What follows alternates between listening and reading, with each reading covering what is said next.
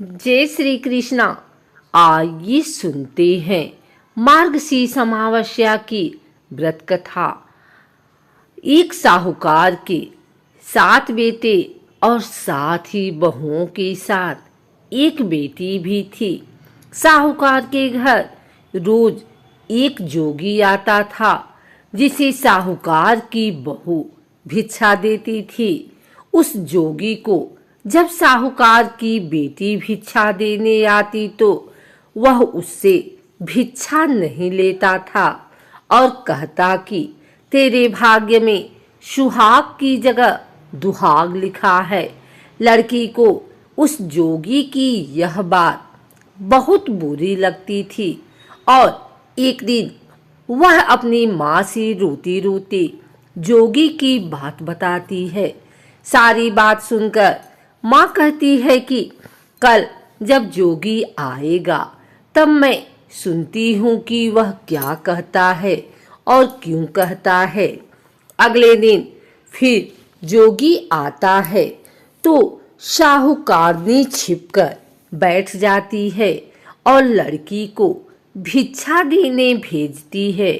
जोगी उससे भिक्षा नहीं लेता और फिर वही बात दोहराता है कि तेरे भाग्य में सुहाग की वजह दुहाग लिखा है। लड़की की माँ बाहर निकलकर आती है और जोगी से कहती है कि एक तो हम तुझे भिक्षा देते हैं और तू हमें गाली देता है। जोगी कहता है कि मैं गाली नहीं दे रहा हूँ, जो बात सच है वही कह रहा हूँ। इसके भाग्य में जो लिखा है मैं वही सच आपको बता रहा हूँ। सारी बातें सुनने पर लड़की की माँ कहती है कि जब तुझे सारी बात पता है तो इससे बचने का उपाय भी पता होगा, वह बता। जोगी कहता है कि 7 समंदर पार एक धोबन रहती है जिसका नाम सोना है। वह अमावस्या का व्रत करती है। अगर वह आकर इसे फल दे दे तभी इसका दुहाग टल सकता है, अन्यथा विवाह के समय सर्प काटने से इसके पति की मृत्यु हो जाएगी। सारी बात सुनकर माँ रोने लगी और सोना धोबी की तलाश में निकल गए। चलते चलते रास्ते में तेज धूप पड़ रही थी, जिससे बचने के लिए वह एक पीपल के वृक्ष के नीचे बैठ गई। उसी वृक्ष पर एक गरुड़ के बच्चे अपने घोंसले में थे। एक सांप आया और गरुड़ के बच्चों को खाने के लिए लपका, लेकिन साहूकारनी ने उस सांप को मारकर बच्चों की रक्षा की। कुछ देर बाद गरुड़नी आई और सब जगह खून देखकर साहूकारनी को चोट से मारने लगी। साहूकारनी बोली कि एक तो मैंने तेरे बच्चों को सांप से बचाया है और तू मुझे ही मार रही है। सारी बातें जानने पर गरुड़नी बोली कि तूने मेरे बच्चों की रक्षा की है, इसलिए मांग जो चाहती है। साहूकारनी गरुड़नी से कहती है कि मुझे 7 समंदर पार सोना धोबिन के यहाँ छोड़ दो, और गरुड़नी ने वैसा ही किया।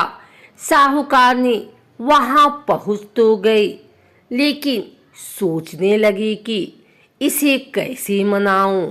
सोना धोबिन की भी 7 बहुएं थीं, लेकिन घर के काम को करने के लिए सदा आपस में ही लड़ती झगड़ती रहती थी। रात को जब सब सो जाते तो साहूकारनी आती और चुपके से सारा काम करके उजाला होने से पहले चली जाती। सारी बहुएं भी आपस में यही सोचती कि कौन सी बहू है जो सारा काम कर देती है, लेकिन एक दूसरे से पूछने की हिम्मत किसी की भी नहीं होती।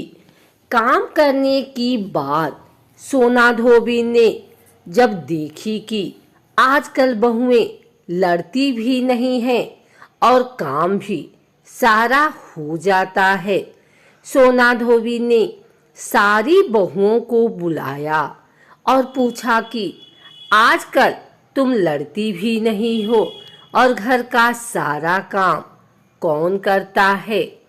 बहुएं सास से झूठ कहती हैं कि लड़ाई करने से क्या फायदा, इसलिए हम मिलकर काम कर लेती हैं। सोना धोबिन को अपनी बहुओं की बात पर विश्वास नहीं होता और वह रात में जागकर स्वयं सच देखना चाहती है कि कौन काम करता है। रात होने पर सोना धोबिन छिपकर बैठ जाती है कि देखूं कौन सी बहू काम करती है। रात हुई तो वह देखती है कि एक औरत चुपके से घर में घुस रही है। वह देखती है कि उसने घर का सारा काम कर दिया है और जाने की तैयारी में है। जैसे ही साहूकारनी जाने लगती है तो सोना धोबी उसे रोकती है और पूछती है कि तुम कौन हो और क्या चाहती हो।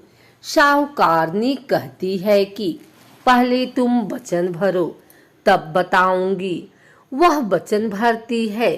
तब साहूकारनी कहती है कि मेरी बेटी के भाग्य में दुहाग लिखा है, लेकिन तुम अमावस्या करती हो तो मेरे साथ चलकर उसे सुहाग दे दो।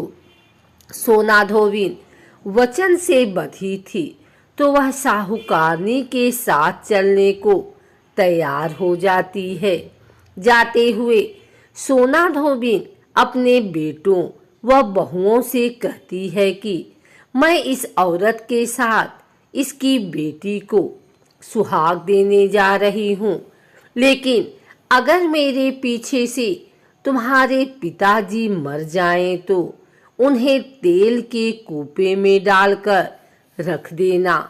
धोबिन साहूकारनी के घर पहुंच जाती है। साहूकारनी अपनी बेटी का विवाह करती है तो फेरों के समय सोना धोबिन कच्चा करवा, दूध तथा तार लेकर बैठ जाती है। कुछ समय बाद सांप आया और दूल्हे को डसने लगा तो सोना धोबी ने करवा आगे कर तार से सांप को बांध दिया और सांप मर गया। अब सोना धोबी ने लड़की को सुहाग दिया और कहा कि जितनी अमावस्याएं मैंने की है उन सभी का फल साहूकार की इस लड़की को मिलेगा। अब आगे जो अमावस्या मैं करूंगी उनका फल मेरे पति व बेटों को मिलेगा। सभी लोग अमावस्या की जय जयकार करने लगे।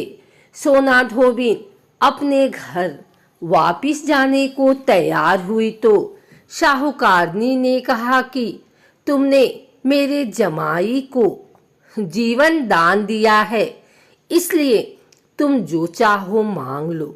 सोना धोबिन बोली कि मुझे कुछ नहीं चाहिए और वह चली गई। रास्ते में चलते हुए फिर से अमावस्या आ गई। उसने पीपल के पेड़ के नीचे बैठकर कहानी कही, व्रत रखा और पीपल के पेड़ की 108 बार परिक्रमा की। पीपल के पेड़ की पूजा के बाद वह घर जाती है तो देखती है कि उसका पति मरा पड़ा है। अब रास्ते में अमावस्या जिसको की थी उसका फल अपने पति को दे दिया, जिसके प्रभाव से वह पुनः जीवित हो गया। सब कहने लगे कि तूने ऐसा क्या किया जो तेरा पति जिंदा हो गया। वह कहती है कि मैंने तो ऐसा कुछ नहीं किया है, बस रास्ते में अमावस्या आ गई थी जिसका मैंने व्रत किया, कहानी कही और पीपल के वृक्ष की 108 बार परिक्रमा की। अब सारी नगरी में ढिढोरा पिटवा दिया कि हर कोई अमावस्या करेगा, पूजा करेगा, व्रत रखेगा, कहानी कहेगा और पीपल के वृक्ष की 108 बार परिक्रमा करेगा। अमावस्या जैसा आपने साहूकार की बेटी को सुहाग दिया, वैसे ही सबको देना।